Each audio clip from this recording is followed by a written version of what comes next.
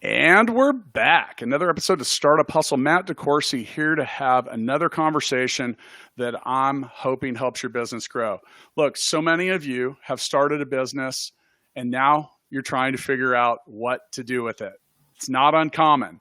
So many of you want to start a business and you're trying to figure out how to actually do that. The biggest problem that you have to figure out is how to start creating value, not only in your own company, but also with the future clients or relationships that you need to have, whether you're B2B, B2C, any of that. You have to start figuring that out now. So, as usual, I have brought in someone to help me get to the bottom of how we're going to create value early. Now, before I introduce her, I do want to let you know that today's episode of Startup Hustle is brought to you by Crown CFO. Crown CFO offers fractional CFO services for any size business. You can get the impact of a CFO for the fraction of the cost of a full-time CFO. Visit crowncfo.com/hustle to learn more about what they do. And talking about creating value, that is a well-placed sponsor insertion. So congratulations to our production team for thinking that one out. Now, I mentioned I've got someone with me today that's going to help us get to the bottom of how we create value early. So let's go ahead and say hi to Sonciary Honnoll, the co-founder of Quala. Hello. Hi. Thank you so much for having me. Excited to be here. Yeah, and I'm looking forward to talking about this. You know, Sonciary is a startup founder. She's been down the road before, but no one will let us know more about her backstory better and more effectively than Sonciary. So straight out of Amherst, New Hampshire, where it's probably already freezing cold. Sonciary, welcome. Let's hear a little bit about your background. Sure. It is getting cooler. I have 2 jackets on the back of my chair already, although I've never done really well with the very cold weather, but I'm prepared. So a little bit about me or my background. I've spent the last, almost my entire career, but specifically the last 15-ish years in startups and working primarily with early stage companies. My first company was in the retail space. I know you have specific experience in retail as well, working with SMBs. We grew that business to about $1 million in ARR, and I learned and cut my teeth on what it was like to start a company that had $0 in revenue and no real understanding of what the offering would be. I think as founders, we all have hunches on the value that we want to provide. And then as we have conversations in the field, we learn how to evolve that idea into something that people love, find value, and will pay for. And it was really through that experience that I fell in love with entrepreneurship. I was dealing with a cohort of entrepreneurs in retail where they had put it all on the line, many of them, to start their own companies. And I was fascinated by this group of people that had a dream, thought that they could better the world in their own unique way, and went after it. And I was obsessed with supporting them in that effort. So that was my first experience. I got a taste and I thought, you know what, I'm never going to do anything else with my life. So with my second company, I know some people get a taste and they're like, yeah, I'm done. I tell people I've become I'm completely unemployable. So yeah, it's similar, very similar. Yeah. I fell in love with there are so many things, I'm sure we'll get to them, but the sort of autonomy, the radical accountability, and the high that comes with knowing that no one else is going to come in and save you. It's up to you to make this work. Again, particularly within the very, very early stages. While I was there, I met my co-founders for the next company that I started called Promobox, 2X's. We're based in Boston. We're a Techstars 2011 company. I don't know if anyone listening is familiar with many of the startup accelerators in tech that are out there, although many of them have branched out of tech, but primarily in tech. One of them is Techstars. We were accepted in the 2011 class, and Promobox was a marketing technology platform that we built because of our experiences with the previous company. So it was for manufacturing brands and their independent retailers to help them essentially co-market together online. And that was a wild decade of my life. I turned around and 10 years had passed. I don't know how that happens, but it taught me about intentionality when it comes to deciding where you're going to spend your time, because you blink and it's, a year has passed. So we grew that business to, let's see, about 15 people on my team specifically, around 70 people overall at Promobox. We had 100 enterprise level customers and about 50,000 SMBs that we worked with. And I got to experience what it was like to connect with brands like General Motors and General Electric, and also Patagonia and Arc'teryx and New Balance, and around, I think it was 12 or 14 different industries. And then I left, and out of my experiences at Promobox, leading the customer-facing teams there, again, growing that company from $0 to 10 million, I started the company that I've co-founded today and currently working on, called Quala, and it's a play on the qualitative. And it helps customer success teams that are relationship-focused customer success teams working with their customers day in and day out to track not only how their customers are using their platforms, but also keep their eye on the opportunity balls that allow them to expand business while driving success for the overall company. So that's what I'm doing today. And I'm really excited to be here and talk. Hopefully I can provide some value around what the last 15 years have looked like and been like for me in startups. It's funny because startup years are like dog years, and it's like 10 years of startup history. That's like 78 real human years, which is like an average lifespan. And the question is why? Well, it's because it's stressful and it puts you through the ringer. Now, one of the things that and the subject of today's episode of Startup Hustle was once again presented by Crown CFO. And thank you for Crown, because it's an example of providing value. You either need to be working on creating value, you have to be seeking value, or you have to be offering value. So this is some of the things. Obviously, your current company, Quala, which is spelled Quala. .io, and you can find a link for that in the show notes. It helps with some of that, but let's keep it a little bit general. So where are some of the places that in your own history or your own experience, or just what you've come across, where do you think startups where do you think they need to create value the most early? Such frankly, $1 billion question or $1 million question. Yeah. So I think, just to take a step back, what's so important, and I was taught this early on, and I continue to learn this lesson, is that us as founders, we have our own unique experiences. Like the experiences that I had at Promobox directly contributed to the work that we're doing at Quala. So I have my own view on things. I have the value that I want to create as a result of building this technology with my co-founder and our team. And you can really get tunnel vision when you're thinking about the value that you want to provide. And someone advised me way back when, and I think about this often, that founders really get obsessed with their own ideas. And it's hard for us sometimes to envision another world and be flexible as the market or field tells us, hey, what you thought you might be providing that's important, actually, this is a way more interesting angle of something we would pay for. So just to give you an example, for us at Promobox, as we were thinking about this in the early days, we actually launched a platform that allowed small business owners to run sweepstakes campaigns on Facebook. That was it. It was $99 a pop, every campaign. And we quickly realized that that was going to be a really difficult play for us. And as we had conversations with more and more SMBs, or specifically independent businesses, we found that just in general, getting marketing content that was value and helpful to their business was hard. And they thought, the biggest way for us to get this type of content that would power our business is from the brands that we sell. And that started to give us the idea of what would a world look like where there wasn't this fraction, this difficult, disjointed experience for consumers when they're visiting a manufacturing brand's website and then go to purchase from a local independent retailer. With Quala, it's for us, it's originally when we started the company, we thought maybe this idea of amassing a great amount of qualitative data to understand overall health of companies. Well, that actually started with overall health of employees.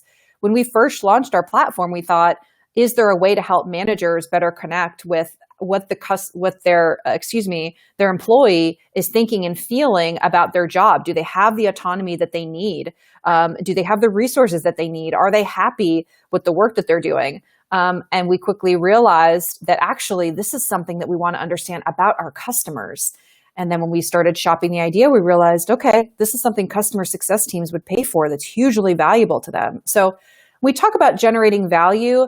I know we have our own ideas of what that looks like. It's important that we hold really loosely to that. I'm sure you've experienced this. You have so much experience where hold loosely to that, be flexible, and have as many conversations as possible with your potential customer and get a sense of, is what you're actually pitching something that's really interesting to them that they would actually, pay for, which that's really important. So I think for us, when you're thinking of generating value, start at the source, have those conversations, and then don't always jump to the solution. Really think about, is the value that I'm providing something that's going to resonate with my cohort? I have some firsthand experience with this. I'll throw myself under the bus because when we were building Gigabook, I went through this. And, one of the things is we thought that, so Gigabook's online booking, and, we've been around for a while. And when it first came out, we thought, I really just, because I'm kind of an efficiency nerd, like business inefficiency, I find it weirdly, like it's painful for me to really wrap my arms around. So I thought people would be really excited to find value in the efficiency that online booking and invoicing and different stuff would provide. And I mean, long story short, I very quickly realized that our users found way more value in the peace of mind that it offered. And that was like one of those weird things that you can't, it's like, it's a tangible intangible. Because you can't put a price on peace of mind. What's that worth to someone else? And it turns out that our users were really, it wasn't the efficiency they wanted. They wanted to unchain themselves from all the return phone calls, the ones that come in at 11 at night, text messages, all this different stuff. So, I think it's got to start if you're going to create value early, you have to start by really broadening your view and defining what is value. And I think one of the things that you hit on is so vitally important to that is talking to the users. So, and if you've listened for a while, you've heard me tell this story before, but there's this old story about a shopkeeper that's so busy cleaning the store that he never gets around to opening it. And you can do the same thing with your platform or your business. And I've been taking notes lately here as we record, which is the next step in evolution for me as a podcast host, by the way, Santi, just so you know. Wonderful. It's mainly so I can write down all the great things you say and maybe later take credit for them as my own brilliant ideas. But I put a note down here that said head down product focused. This is a common issue and problem that you find in early stage companies. You get founders that, so you might have if you have a tech company, you might have a couple people that they're so focused on the tech that they never lift their heads up. And you're right there. You are already the shopkeeper. You're not opening the store. You're not talking to the potential user. You're not creating value around the relationships that you may want down the road. Now, here's the thing is you got to start doing that early. If you want to provide value for your startup in the earliest stages, then you need to start selling what you do or building the relationships like almost before day one. Because relationships, much like people dating and getting married, well, in most cases, don't happen immediately. Oh, you got to get to know you got to find a potential suitor. You get to know them. And if you find yourself rushing into that, then you're just like someone you knew. Everyone knows someone that proposed to someone or did something wild like 2 weeks in, and then they realize a month later, they're like, oh, idea. But business is the same thing. And is that part of what you do? Is that I mean, is that when you talk about, the customer success, or is Quala more for businesses that have evolved a little bit more? Yeah, such a good question. And so many things that you said resonated with me. So frankly, Quala customers range from founder teams to customer success teams of one, to teams where you have thousands of customers. And the reason why it works so well is it is really for teams that want to understand exactly how are our customers using our technology. I want to see what their usage behaviors look like. And I also want to capture important qualitative or narrative insights, normalize those insights over time, and understand how that affects overall customer health. And we talk about customer health, we're really talking about, is that customer going to have a lasting relationship with us? Are they going to continue renewing and using our platform year over year over year? So that's one big thing that really is the big thing that we provide teams, is a really deep understanding of the value that they're providing from a technology perspective, and the value qualitatively that's being provided as a result of their relationships, and then using that to expand the business. And, you mentioned it's way cheaper to keep the clients you have than it is to go find new ones. And that's another form of value that needs to exist. It's, and by the way, if you can't, you talk about finding value. If you're trying to build something big, your customer retention rate, your churn, those are going to become the hot topics after you actually find some people that are willing to pay for what you're offering. Yeah. So, that's another form of value, is like, it's one thing to drive someone in and get them to pay. It's another thing to keep them around. And, we're in a crowded world when it comes to startups and the internet and all these different things. And I wrote about this in my book, $1 Million Bedroom. Like, if you're doing anything that can be seen as successful, you immediately have people nipping at your heels to want to come be your competitor. And, it's the same thing with, if you're not providing value, we say this to our clients at Full Scale, because they often in the beginning, they're hung up on hey, we really want to build that trust. We say, yeah, we get it, but you need to understand that if we're not providing value for you, you're not going to stick around as a client.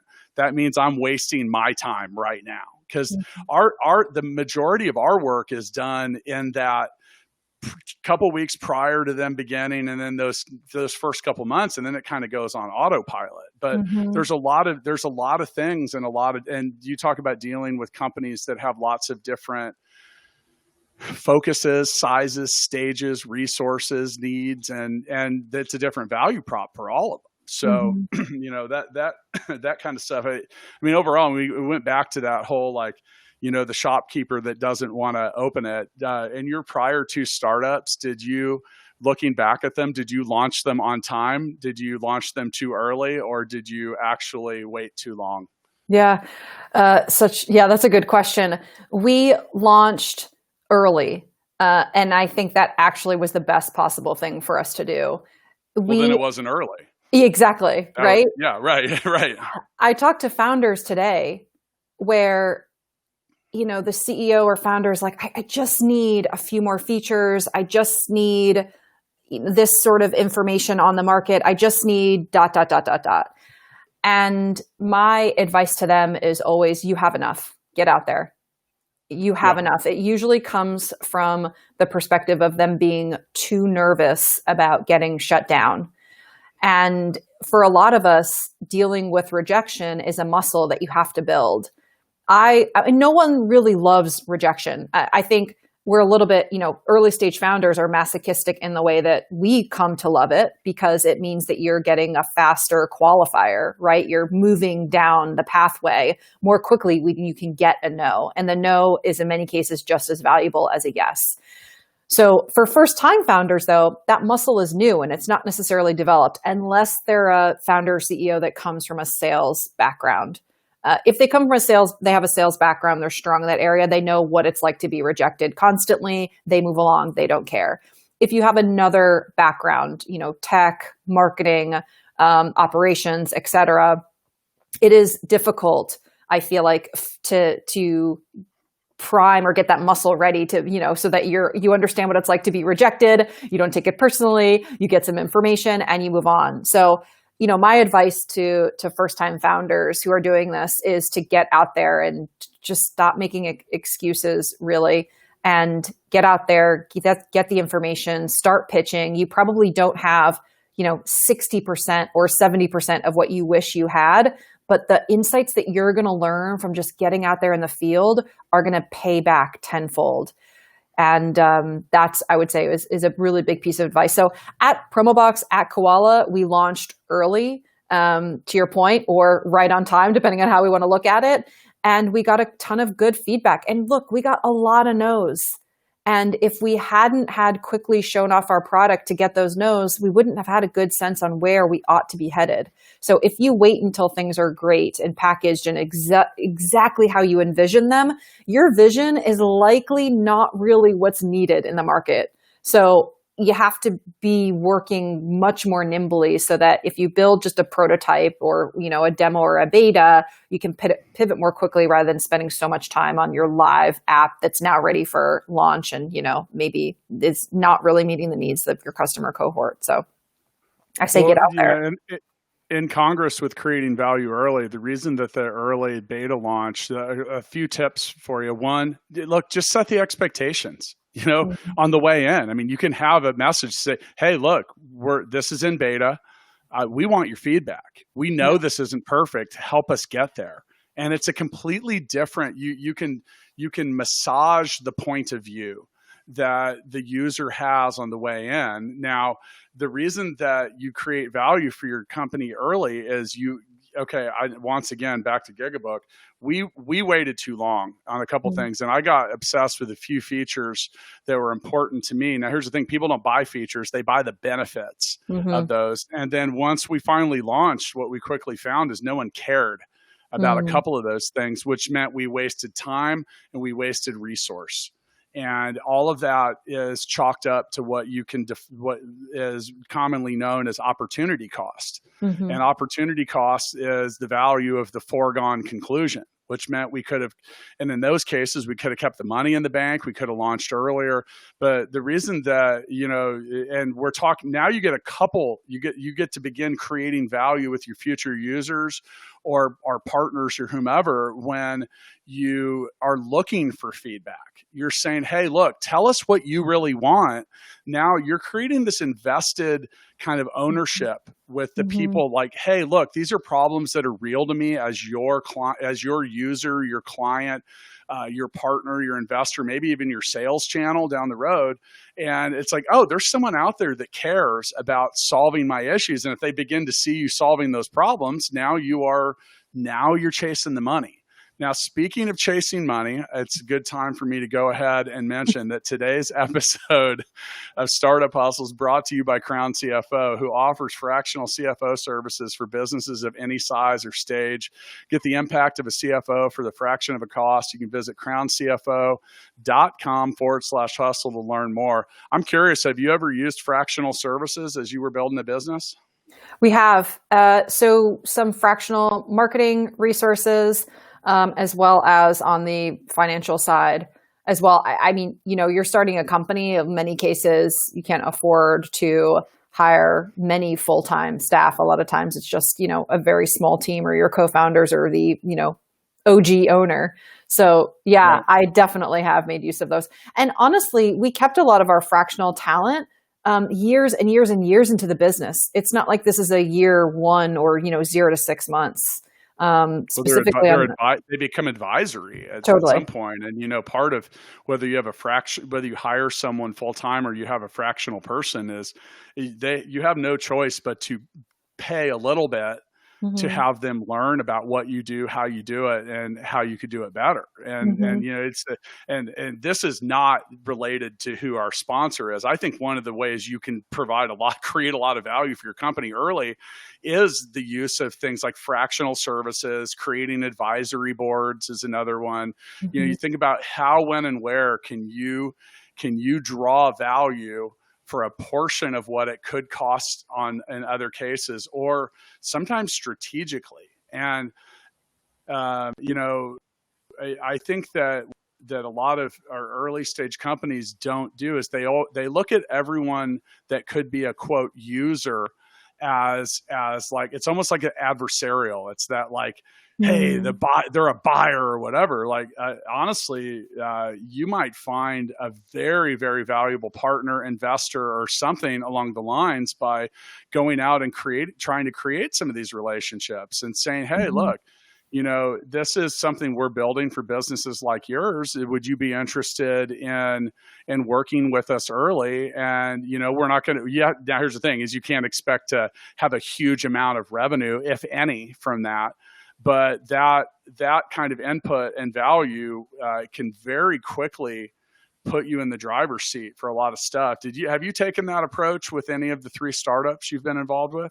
Yeah, specifically with Quala, actually. So I do a lot of my networking on LinkedIn, a significant amount. And I actually just had 2 calls this morning from people that I introduced myself to over LinkedIn.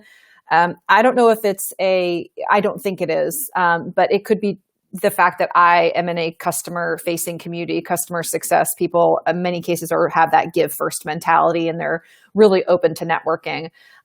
Founders are as well. There are specific cohorts of people that are really, really open to having those conversations. So I am regularly on LinkedIn looking for people that are in specific roles that I find will be interesting if I see that they have an intersection of experience between customer success and experience, or they have a background in sales and they move to customer success, or if they're a chief customer officer.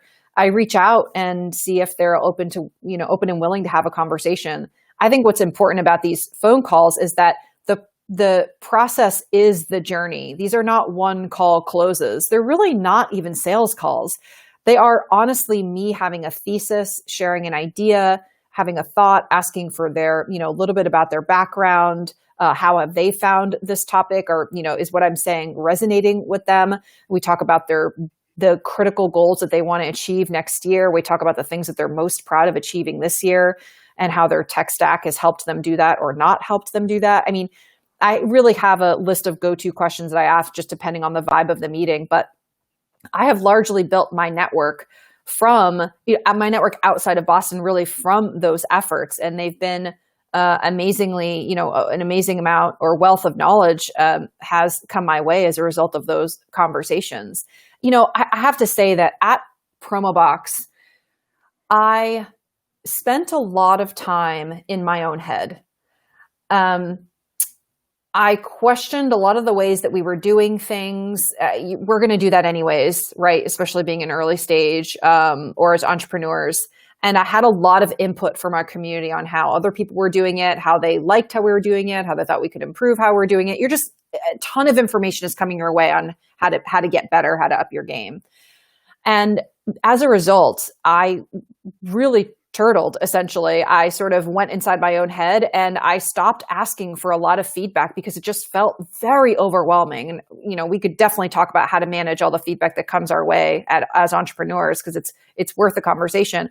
But while I was able to better cope with the role and the scaling of the company, I really put myself at a detriment when I was no longer widening the diversity of voice and my general community, on a week-to-week basis, people that I was asking for feedback from and for advice from, and people have done this before, not done it before. And at Quala, I decided that with my next company, I did not want to do that. I wanted to ask for help as much as possible. I wanted to reach out. I wanted to have conversations with as many people as possible, because learning is something that I'm highly motivated by.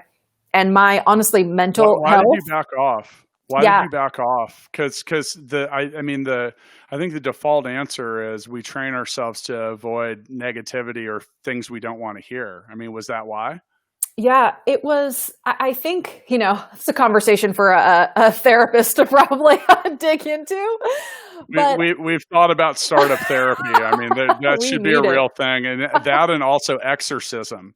Yeah, there's got to be an exorcist somewhere that can get the demons out of our businesses. But I mean, but like you said, there's, it might be for a therapist. And so some people begin to be, the reason I ask is a lot of people begin to become depressed. about Mm, their, I mean, it's a founder's depression. We've done an episode on it. It's saying you can yeah. legitimately, like it's like you mentioned earlier with salespeople, if you're not used to hearing no, you start to believe it. Yeah. And, so I mean, was there a specific reason, or was it maybe, it could also just be bad habit. Yeah. Sometimes we just have to check our own heads and say, oh man, so I always say you got to always check yourself and make sure you're being brilliant on the basics. Because if you're not, you don't Mm, have a whole lot to build on past that. yeah. I think it was probably two big things. One is that I didn't set appropriate boundaries. I let myself be completely defined by the company that I had helped create. And the lines were very blurred between who I was, who am I apart from the company that I'm creating, and who am I apart from this team that I'm building and nurturing. And also, I am working with a ton of customers on a day-to-day basis, having anywhere from 15 to 20 calls a day, in addition to working with a team of 80 people. And so I think, first of all, it was the first time I was building a team that large. I didn't set healthy boundaries from a personal perspective. I really didn't have any personal time outside of, trying to drive the company forward. And it led to burnout. I didn't take a vacation for 2 years at one point. And no one did that to me. I did it to myself. So part of me just completely stopped really going out and engaging with my community. And aside from meeting with customers and meeting with my team, no one really saw me. My husband hardly saw me. So I was doing what I thought I had to do to self-preserve, when really some more healthy boundaries would have been better for me, I believe now, than what I'm doing with Quala to set. I think the other thing too that I really struggled with was feeling like I didn't know if I had earned my right to sit at the table, to have a seat at the table. And I looked around. I am in a tech hub. I am constantly interacting with talent that has accomplished, in my mind, and truthfully, way more than I had on paper. And I was always wondering if I was about to say something super stupid. I thought, I'm going to close my mouth, which is a good thing in many cases. And I'm going to, work with our customers and with our team, and I focus on that. And I'm going to let everything else go. And I That's a think way to not provide value early, is by clamming up. you And have like, to be and careful. we talked about this before we hit record as things to talk about. You're referring to imposter syndrome, which is that, like, am I an imposter? Do I really belong here? Do I really believe here? These are all things that are the deep-seated causes of our own insecurities. And Mm, you have to get past that, because also when you're working with a highly insecure mindset, you're mm-hmm. also projecting that, whether you realize it or not. You are and that's the thing is you've mentioned that a couple times. You used the phrase turtling up, and you said, I spent too much time in my own head. I've been there. I hate being in my own head. It's Yeah. noisy as hell up there, and I'm like trying to calm it down a lot, because people always say to me, they're like, "Oh, you have so much energy and all these ideas." They're like, "That must Mm, be great." I'm like, "It sucks."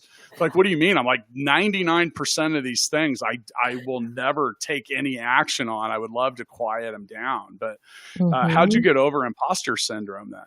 Yeah. Yeah. I would say I'm still consistently working on it. But the things that have really helped me is letting go of other people's opinions of me and the work I am doing. Um, Hard to do, it's but yeah, very hard to hard to do. do. Yeah, that's something I feel like I'll probably work on. Many of us will work on for the rest of our lives. I started, thinking of my situation as I can spend my lifetime trying to justify my experience, my skills, and my intelligence to other people, or I can let it go and spend my energy elsewhere, actually building a phenomenal business. So for me, it was one or the other. You can't choose both, because you're spending your mental energy on something that doesn't matter. So I have let go of justifying myself to other people, really, in many cases, when it comes to It's building liberating. businesses. It is Yeah, it is it's very liberating. liberating. There's a couple of things I want to point out. Well, first off, you're listening to someone that's a founder, two prior companies that had been highly successful, admit a level of imposter syndrome or that feeling. And so much of what we feel is important on this podcast is, and the feedback that we get from listeners is they love hearing about that stuff. And it's not because they enjoy watching us be personal train wrecks. It's because it makes them, our listeners, they hear successful people, they or we or whomever. I'm not going to say I'm successful on some days. Some days I'm on it. Some days I'm not. But it's important to remember that we all go through this. Like, it's not uncommon to,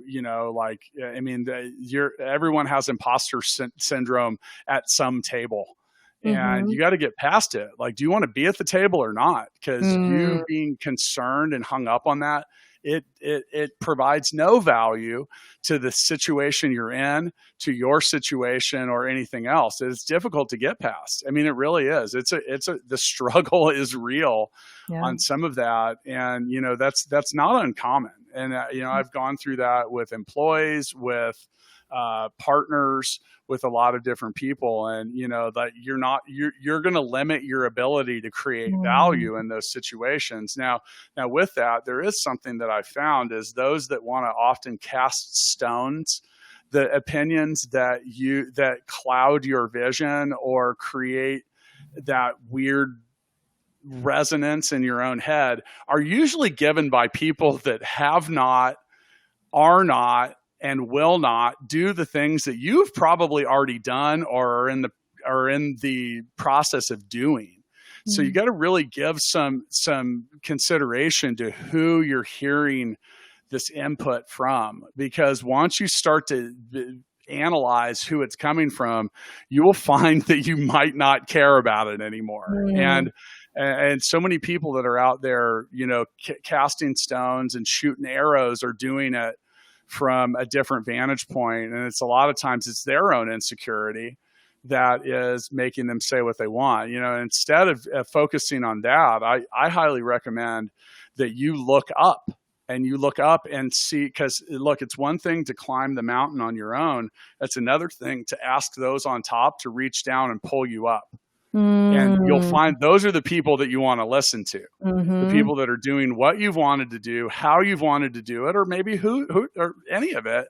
And just ask, and you will be shocked at the paradigm shift that will occur after that, because you're going to go from listening to people that aren't where you're at most times, and instead looking up at people that can bring you up to the level that you want to be at. And, that's probably one of the things that everyone says, well, I don't care what everyone else says. Look, we all do. All of us care on some level. No one likes to hear anybody say bad crap about them. That's not like, well, there's probably someone somewhere that's a glutton for punishment in that regard.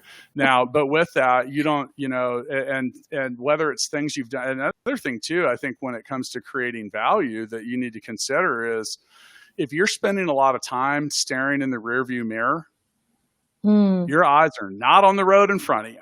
Yeah. And, I see a lot of people really diminish the value that they can create because they're obsessed. Like, look, if you made a mistake or you're currently making one and you know it, change it. I mean, mistakes are mistakes until you fix them or stop doing them or move on with something. So. Yeah, I think it's worth talking about the intersection of value and sort of getting over the feeling of making a mistake or making a bad decision. One thing tactically that I've done that was a game changer for me that sort of brings those two together is that I was always worried about making a bad decision. And in many cases, there is no right or wrong when it comes to making that decision. And what I found was what was most helpful is that I put together 5 personal values that I hold. And we also put together our company values. And I found when I was trying to make a decision where I was flabbergasted on making, what is the right path forward, I would go back to my value set for myself and for the company. And I would make a decision that was based on those values it's much more powerful than a pros and cons list, because then you're still worried about getting it wrong. When you make a value-based decision, you can really not be wrong because it is based on those values that you have to hold. share them now. You have to share them with us. Oh yeah.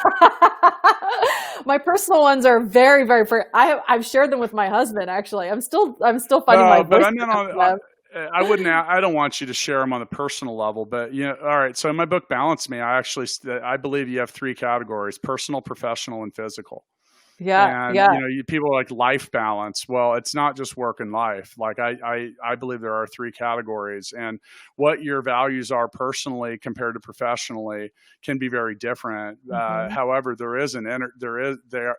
they're all intertwined on some level. And like, you have 100% of your own value. Or your own effort. And, if you look at, you can very quickly break it down. You can say, well, let me ask.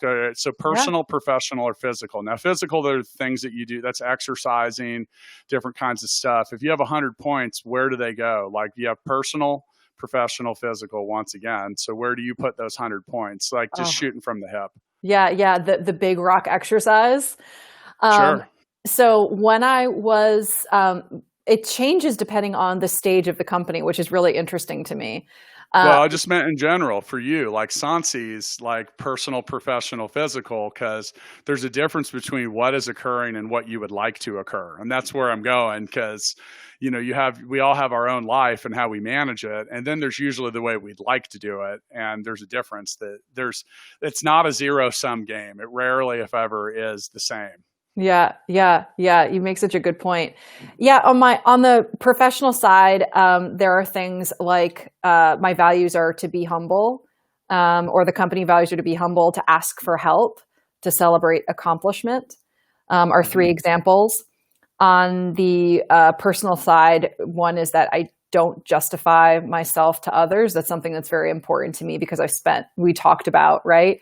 Then another one is to honor all beings. So just be a kind person that gives first. And then on the physical side, it is to, it's funny, I didn't state any for physical, but for me, diet is very important. I find if I get the exercise, if I fuel myself with good quality nutrients, and if I get the sleep that I need, that things tend to fall into place.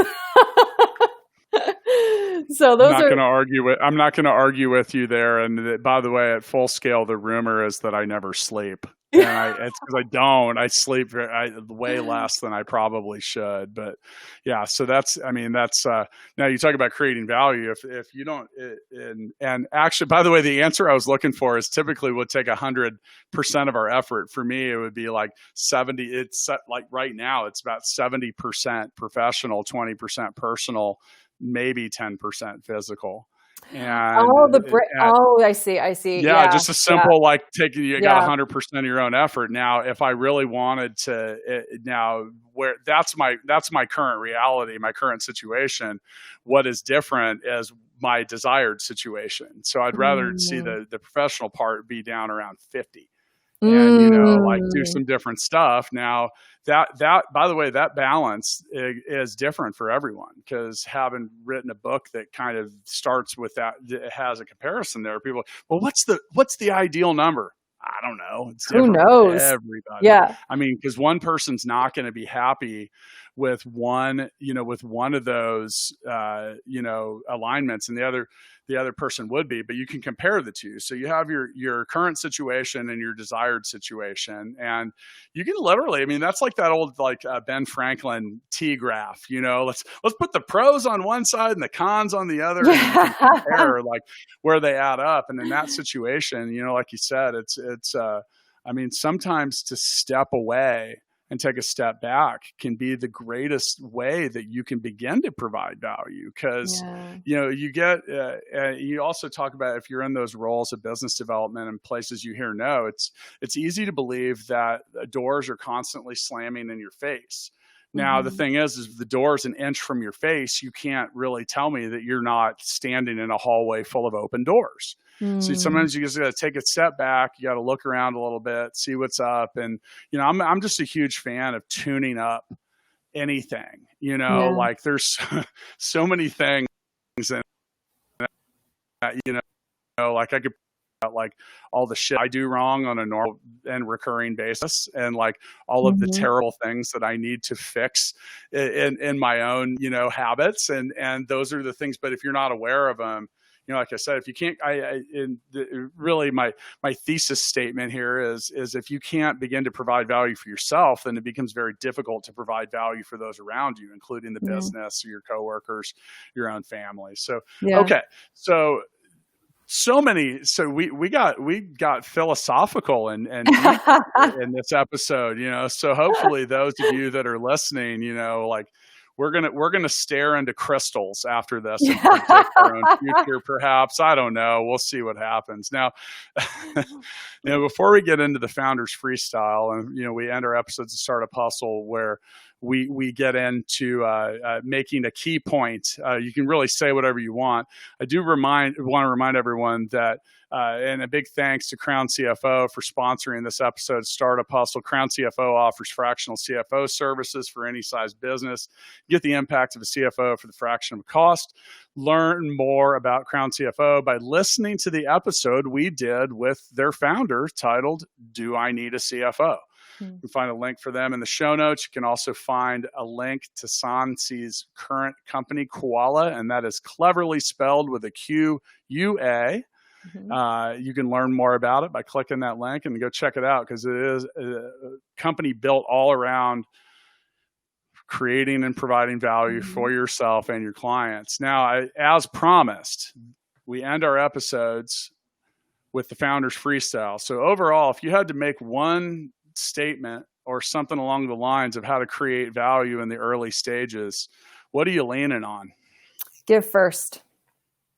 Give first. Yep. If you're going to do anything, provide some value before you ask for anything. It's the easiest way to forge or build relationships, to get information, to grow your company.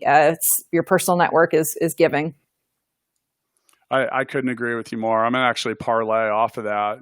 There's so many different phrases or things that look at this principle. And, I say you have to make a deposit before you can make a withdrawal. And by not giving first or offering to provide value or do something, if you're asking for some kind of return, you are literally like someone that is standing at the teller window of a bank that they don't have an account at, and you're saying, "Hey, let me get $50." And they're like, you haven't made any deposits here, ma'am or sir. And it's the same thing. So I normally don't do this. What are a couple simple ways to, and I mentioned a couple, but what are a couple things that you've learned about how to give first? There are really small tactical things that I do in an effort. And then, I'll start with the smaller ones. And I mentioned I do a lot of my networking over LinkedIn if I'm trying to expand my network. So things that I do, if I ask to connect, I usually state what maybe I can provide. I notice that they have a background that's similar to my background, or maybe it's different in how it might be, helpful for us to connect and what we're looking to learn. I endorse them usually after our conversations on LinkedIn. It's a really easy way to give them kudos and say thanks. If you talked about leadership, if you talked about SaaS, if you talked about building, whatever it is, you can go on there and endorse them on LinkedIn. It's a few clicks of a button and it's really easy. I make a lot of introductions as well. So I always ask, thanking them for providing time and mentioning that I have a really large network and I'm happy to introduce them to someone that, or someone in a specific role that they're looking to chat with. So those are some of the small things I do to try to give first, in addition to the regular stuff that we all know about, where it's sharing a piece of content or a video of something that they're interested in, et cetera. I mean, the content, and there's a reason that those were 4th, 5th, or 6th on the list, and you didn't mention those. I mean, talking about, stating what kind of value you can provide is a great way to lead into a conversation. Like, because, you look at LinkedIn, and I'm connected to 23,000 people on LinkedIn, and it feels on some days as if all of them are sending me messages. Yeah. So, it's like the question, it's like, and you don't provide value by saying, I noticed that we have a lot of connections in common, and I'd really love to talk to you about how. So what that said is, I see you know a lot of people I'd like to know. I'd really like to figure out how I can get you to make that make sense for me. That's not a great lead, you know, and like what Sonci's mentioning, well, an example could be, you know, like, all right, so if I reached out and made a connection to someone that ran a venture capital firm, I'd say, you know what, I talked to a lot of the clients that we work with at Full Scale, as well as the guests that I have on Startup Hustle, are people I think you'd really want to talk to. Not all of them, but some of them. And I'd like to have a conversation about that. Now, all of a sudden, now there's interest. And remember that the world's most popular radio station is WIIFM, which the call letters for that stand for What's in It for Me.